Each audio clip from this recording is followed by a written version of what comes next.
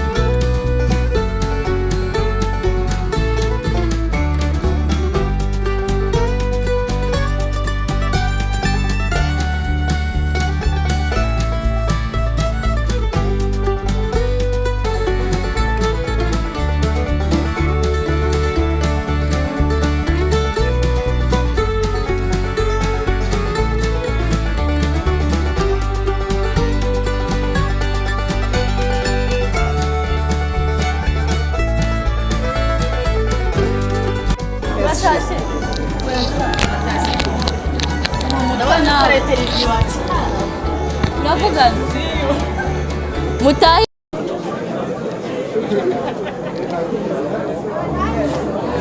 ready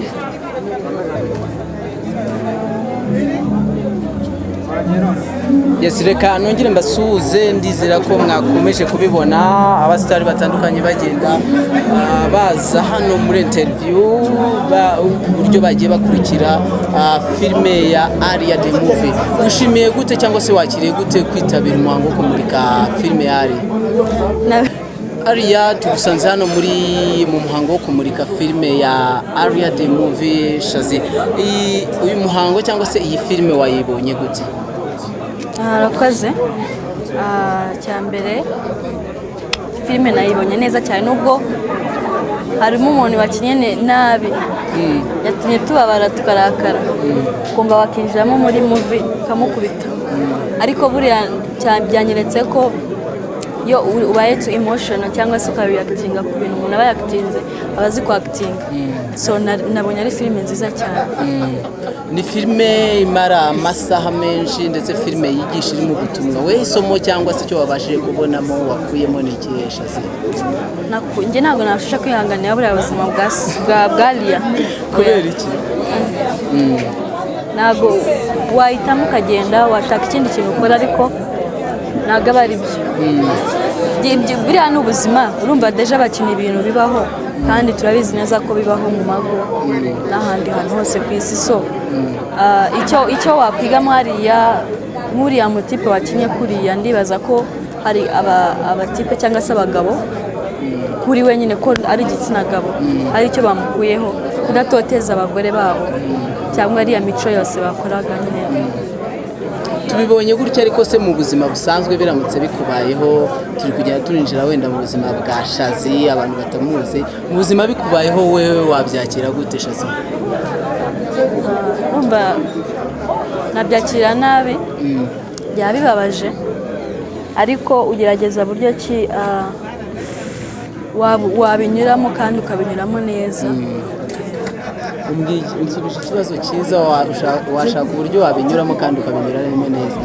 duhita tunakomoza ku bintu byari bimaze iminsi bikuvugwaho nka Shazi mu buzima bwose bwa buri munsi weho wabashije kubinyuramo gute wabyakiriye gute kuko n'umuntu uri kukureba nonaha ashobora guhita avuga uriya muntu noneho ubwo mubonye akomeye nanjye nabasha kubicamo ibyo bamvugaho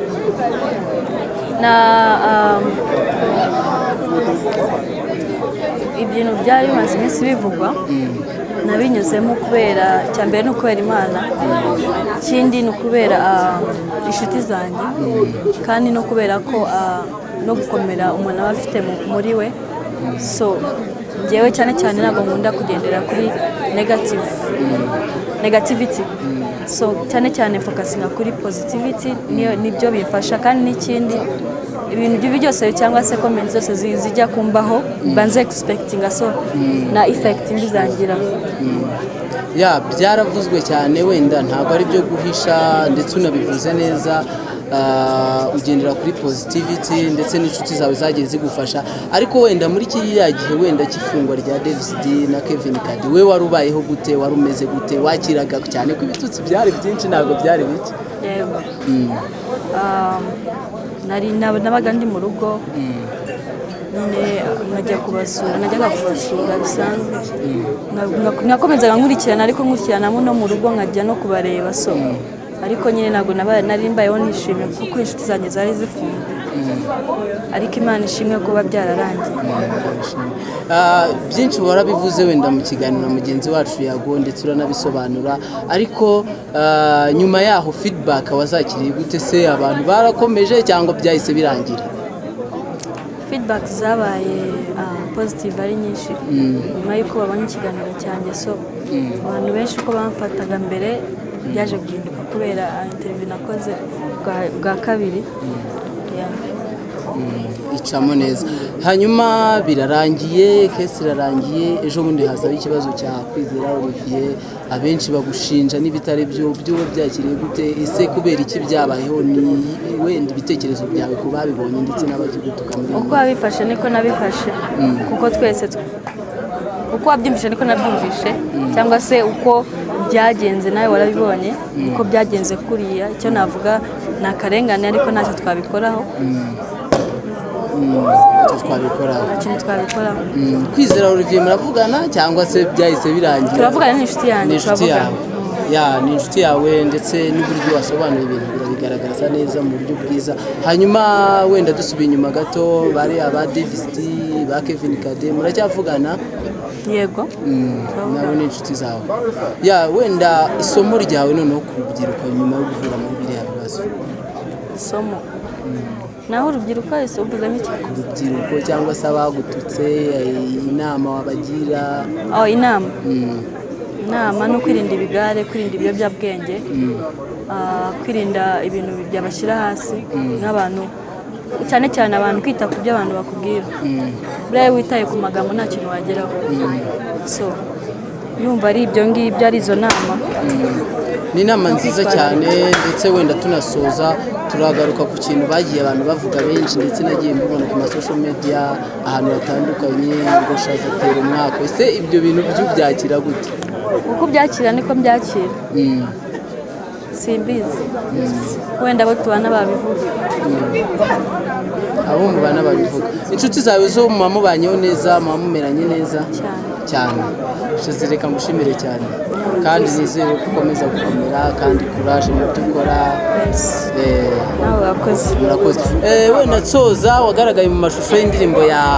Sigire Sentore iriya ndirimbo ni iya mbere uzagaragaramo cyangwa se hari n'izindi uzagenda ugaragaramo nk'uko nabivuze mbere bizaterwa n'igihe tuzagenda tubireba ariko bibaye ngombwa ko hari indi ugaragaramo wayigaragaramo nta kibazo ibintu byose birashoboka urakoze cyane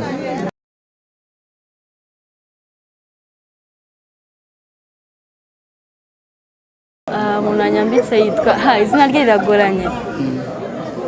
Rodiye ni umukobwa ari gukorera mu mujyi reka nze kwibuka neza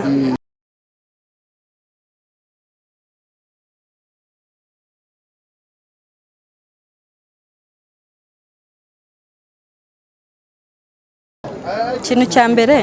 ntabwo nita ku magambo y'abantu kuko abantu ntabwo njya mbitaho muri bishimishije biri muri ngewe ntabwo ngendera ngo abantu baramfata bate cyangwa se barabyakira gute kuko mba mbyikuye ntabwo mbikorera abantu ushyiraho 3 ku mubiri ugendeye ku myumvire yanjye cyangwa se ibintu nkunda mfite izi ngizi gusa zonyine gusa hari ahandi uteganya kuzazishyira oya nta handi reka tugushimire cyane Sharon.